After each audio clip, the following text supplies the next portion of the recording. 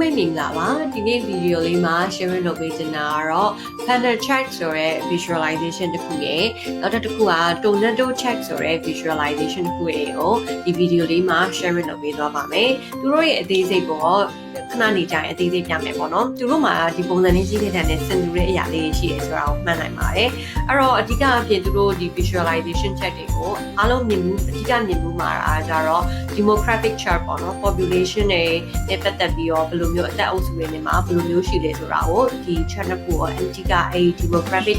chart တွေနဲ့မြင်တွေ့နေကြပါတယ်အဲ့တော့ခုပဲ Power BI မှာသွားပြီးတော့အသေးစိတ်လေးကြာကြည့်ကြလိုက်အောင်data set အနေနဲ့အခုကအသက်အုပ်စုရှိရဲဒီမျိုးပြလားကျေးလက်လားဆိုတာကိုရှိရဲပေါ့နော်ပြီးတော့သူတို့ရဲ့ကျန်းမာပေါ့နော်ရေအတွက် population လူရေအတွက်တွေရှိရဲပေါ့ဒါကမြန်မာနိုင်ငံရဲ့ဒီလူရေ website ရှိရဲပေါ့နော် population ရှိရဲဟာမျိုး2014လောက်ကကောက်တာဖြစ်မဲ့တယ်အဲ့တော့ဒီ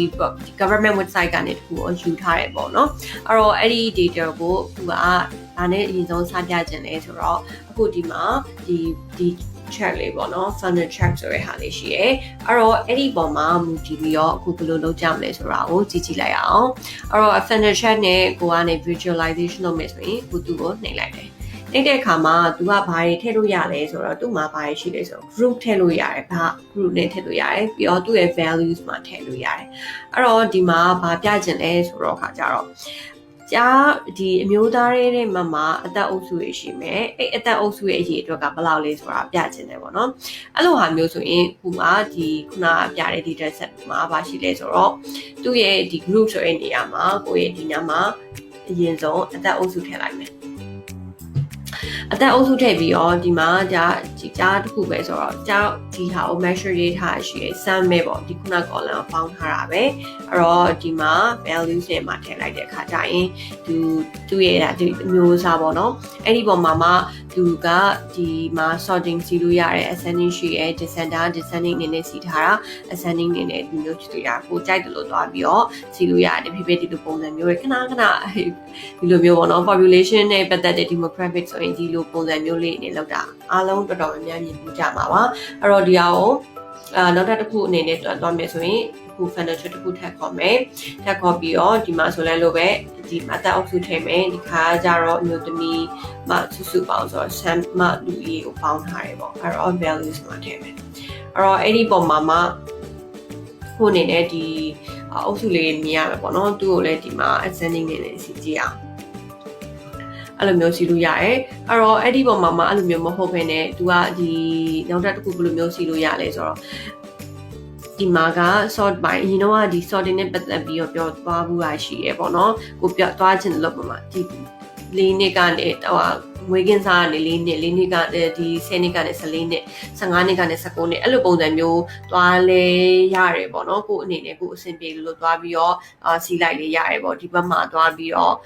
ဒီ sorting နဲ့ပတ်သက်ပြီးတော့ sorting စီထားကိုကဒီပုံမှာမူတည်ပြီးတော့ရေးထားတဲ့ဟာမျိုးလေးရှိရဲဆိုရင်အဲ့ဒီပုံမှာသွားပြီးတော့ဒီအသက်အုပ်စုကိုယူပြီးတော့ဒီမှာအသက် sorting နဲ့သွားပြီးတော့စီထားလိုက်တယ်ပေါ့နော်အဲ့ဒီခါကျရင်သူ့ရဲ့ဒီကိုလိုချင်တယ်လို့ဒီဘက်ကဒီအသက်အုပ်စုပေါ်မှာမူတည်ပြီးတော့စီရဲပေါ့အဲ့ဒါကြောင့်မဟုတ်ဘူးအသက်အုပ်စုနဲ့မသွားဘူးဒီအရေးအတွက်နဲ့ပဲသွားပြီးတော့သွားမြည်စီလိုက်ရရတယ်ပေါ့အခုမျိုးမျိုးလုပ်လို့ရတယ်အဲ့တော့ဒီဟာကအဲ့ဒီပုံမှာမှကိုကဒီ JLab နဲ့ဒီ rural ပေါ့နော် rural ပဲသွားမလားဒီအမောက် urban လေးသွားမလားပေါ့နော်အဲ့ဒီပုံမှာ format မှာဒီအားလုံးဒီတော်တော်များဒီမှာပါ edit interaction နဲ့အနေနဲ့မှာသွားလုပ်လိုက်တယ်ဆိုရင်ခုနလိုဒီပြန်ပြီးတော့ပြန်ကြည့်အောင်ခုနလိုမဟုတ်တော့ဘူးသူရဲ့ဒီ35 million မှာပါပဲကြားရဲ့ဒီအုပ်စုတွေရဲ့ဟာကိုသွားပြီးတော့ကြည့်လို့ရတယ်ပေါ့ဒါဆိုရင်ဒီ funnel ရဲ့အချက်ကအဓိကအဲ့လိုအနေနဲ့ပဲအဓိကသွားတယ်ပေါ့ခါကြရင် funnel check နဲ့မသွားဘူး။ဘာနဲ့သွားမြင်လဲဆိုရင် tornado check နဲ့အခုသွားကြည့်လိုက်အောင်။ tornado ကကြတော့သူက custom visualization ပေါ့။သူကဒီထဲမှာ built-in ပါတယ် Power BI ရဲ့ built-in တွေမှာပါတာမဟုတ်ဘူး။တက်ပြန်ပြီးတော့ဒီ download ဆွဲရတယ်ပေါ့နော်အရင်တော့ဟိုငါးလေးနေရှိရဲ့ဟာမျိုးတွေမှာတော့အဲ့လိုဟာမျိုးရှေ့ရဗီဒီယိုတွေမှာဒီ custom visual ယူတဲ့ပုံစံမျိုးပြထားပူးရဲ့ပေါ့နော်အဲ့တော့ဒီဘက်မှာကကြတော့ဒီ tornado check ယူရှိပြီးသားပေါ့download custom visual ယူပြီးသားအဲ့ဒီပုံမှာတန်ဒီ tornado check လေးရှိမယ်အဲ့တော့အဲ့ဒီဒီ tornado check လေးကို ဘာလုပ်ချင်လဲဆိုတော့သူကကြတော့ဒီမှာသွားပြီးတော့ပုံစံမျိုးသွားယူလို့ရတယ်အဲ့တော့ဒီမှာကြားစုပေါင်းရှိမယ်ခုနကပြတဲ့မှာစုပေါင်းရှိမယ်အဲ့တော့ဒီမှာအသက်အုပ်စုကိုခါတယ်ဒီမှာထည့်လိုက်လို့ရတယ်ဒီမှာတစ်ခါလေးထည့်လိုက်လို့ရတယ်ဆိုရင်သူကဒီမှာဒီလိုလည်းဒီလိုမျိုး sorting မျိုးစီလို့ရတယ် setting နဲ့စီကြည့်အောင်အဲ့ဒါဆိုရင်သူမှာသွားပြီးတော့ဒီတော့ခါမှာ the size လေးနဲ့ကြည့်လိုက်အောင်ပေါ့နော်စနေလောက်ထားလိုက်မယ်ဒီ group ကိုလည်းဒီမှာစနေလောက်ထားလိုက်မယ် type တွေကိုဖြုတ်လိုက်မယ်နောက်တစ်ခုကကြတော့ဒီ background ဘက်မှာ title ကို off ထားလိုက်မယ်အဲ့တော့ဒီပိုလိုပုံစံအမျိုးအနေနဲ့ကိုအနေနဲ့လည်းတွားလို့ရတယ်ပေါ့နော်အဲ့ချိန်ကျရင်တော့ဒီမှာဒီကြားကဘယ်လောက်မှဘယ်လောက်ဆိုတဲ့ဟာကိုတွားပြီးတော့တခါတည်းပဲဟို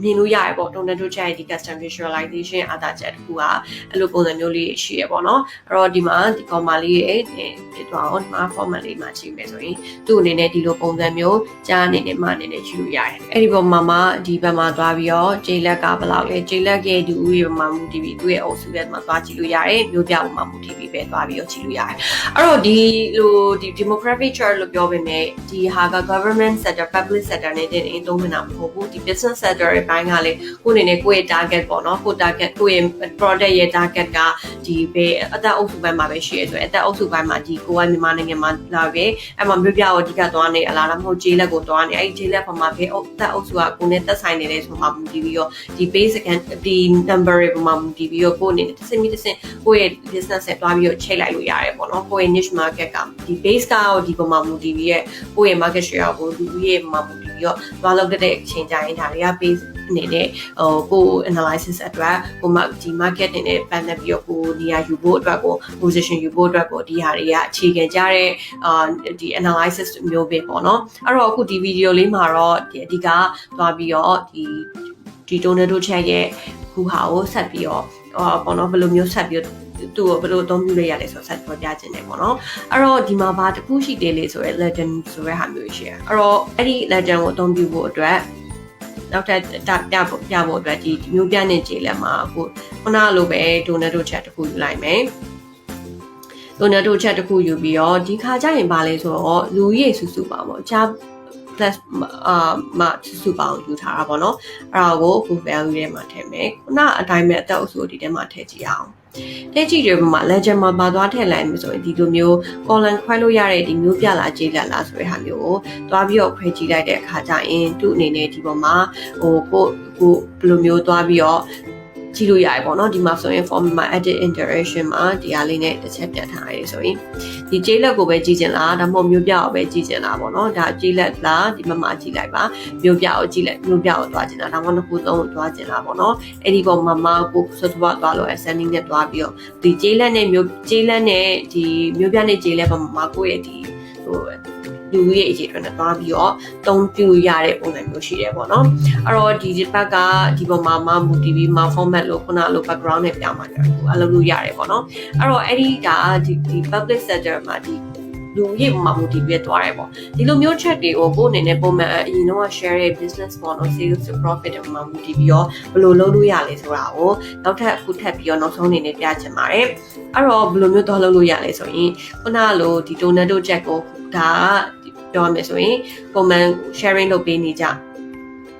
analysis on day range ဆိုတဲ့ပုံစံမျိုးဒီအခါပြထားဘူးတယ်ပေါ့နော်ဟိုရှေ့you know ကဒီဆိုတာရက်ကိုပြချင်တဲ့ရက်လေးပုံမှာပဲမူတည်ပြီးတော့တွားရဲဆိုတဲ့ဒီ data set ပုံမှာပေါ့မူတည်ပြီးတော့ပဲအခုနောက်ထပ်ပြီးတော့ဒီအဲ့ဒီပုံမှာပဲနောက်ထပ် sheet ထပ်တိုးပြီးတော့ပြမယ်ပေါ့နော်အဲ့တော့ဒီ Tornado Chat ကိုဒီမှာဘယ်လိုမျိုးပြလို့ရလဲဆိုတော့ idea လေးပေါ့နော်ဒီမှာကိုယ့်အနေနဲ့ဒီလိုမျိုးဒီ business back က setting scenario ဘိုင်းမှာလည်းဒီလိုမျိုးtotal sales ထည့်မယ်ပေါ့နော်အဲ့ဒီပုံမှာမဲလွယ်ကူကူဒီမှာ total sales store တစ်ခုချင်းစီရဲ့ရောင်းနေထည့်မယ်ဆိုတော့ store တစ်ခုချင်းစီရဲ့ရောင်းနေပေါ့အဲ့ဒီပုံမှာမသွားလုပ်လို့ရလဲဆိုတော့ကိုကဒီ quarter တစ်ခုချင်းစီနဲ့ကိုသွားချင်တဲ့ quarter ကိုဒီ store ဟာဟို shake quarter နဲ့နောက် quarter မှာကို quarter နှစ်ခုပေါ့နော် comparison လုပ်ချင်တဲ့တဲ့မှာဘယ်လိုမျိုးရှိလဲဆိုတာပြချင်တယ်မှာ calendar month မှာ quarter နဲ့ year quarter and year ဆိုတာထည့်လိုက်တဲ့အခါကျတော့ဥပမာကိုကဥပမာပေါ့နော်ဒီ2013ဒီနှစ်တစ်နှစ်ရဲ့ဒီ quarter နဲ့ဟိုရှေ့နှစ်ကquarter နဲ့ပေါ့နော်ဒီ quarter နှစ်ခုကိုတွားပြီးရှင်းကျင်လားဒါမှမဟုတ်ရင်ဒီခုလက်ရှိ2နဲ့1တွေကိုကိုကရှင်းကျင်လားကိုကတိုက်လို့ရှင်းလို့ရတယ်အဲ့တော့ဒီကိုအနေနဲ့အမျိုးမျိုးပေါ့နော်တွားပြီးဒီဘက်က2နဲ့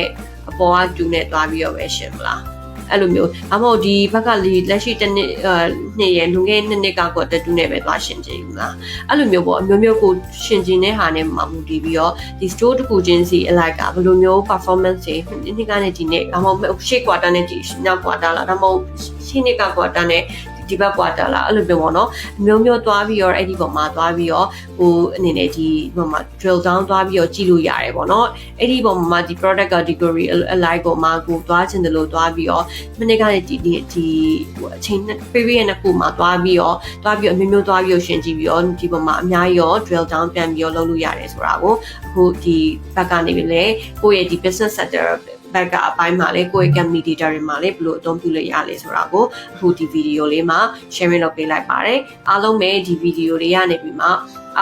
ကိုအနေနဲ့ပေါ့နော်ကိုလိုချင်တယ်လို့ဒီလိုမျိုးဆိုရင်ဒါက format ပုံစံမျိုးကိုဒီမှာ format လေးကိုပြန်ချပြီးတွားလိုက်တဲ့အခါကျရင်ခုနဒီလိုအားမျိုးကို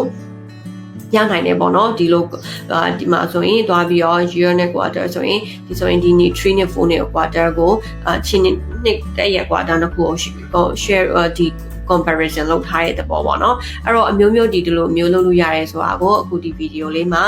ပြလာလိုက်ပါတယ်အားလုံးပဲကိုယ့်ရဲ့ဒီ set ဒီ leader set တွေမှာပဲဒီ Onado channel funnel check ကိုအသုံးပြုပြီးတော့ကိုယ့်လုပ်ငန်းအတွက်အထောက်အကူပြုနိုင်မယ်လို့ယုံကြည်ပါတယ်အားလုံးနောက် video တွေမှာပြန်ဆင်နေဆောင်တွေ့ပါမယ်ရှင်